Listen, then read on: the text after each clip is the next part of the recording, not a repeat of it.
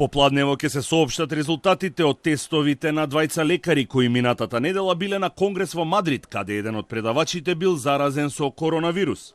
Тие допатувале во Македонија во саботата навечер, а според одговорите дадени на епидемиолошкиот тим, вчера речиси и да немале контакти со други лица.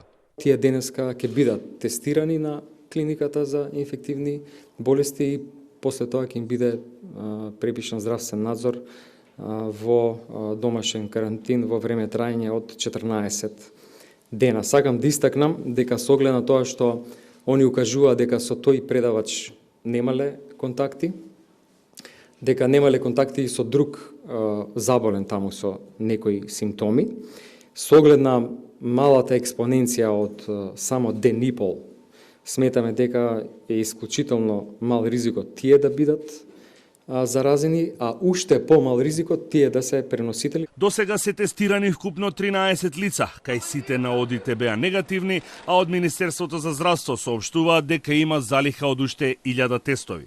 Здравствената состојба на скопјанката, која е во изолација на инфективната клиника, е подобра и според последните информации веќе нема покачена телесна температура.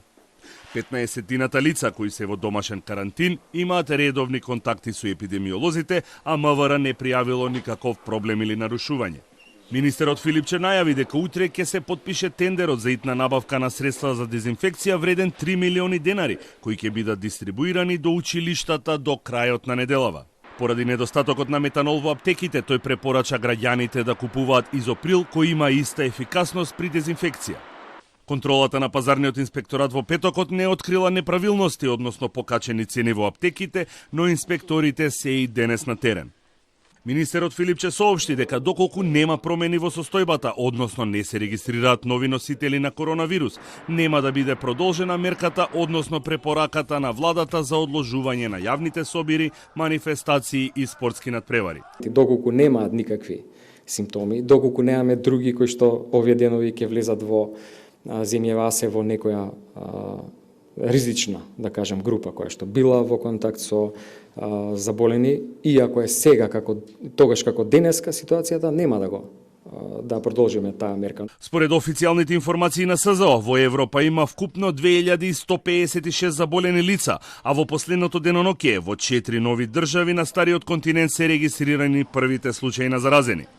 Најголем број на заразени има во Кина, 80.000, а потоа е Јужна Кореја, каде бројката се искачи на 4212.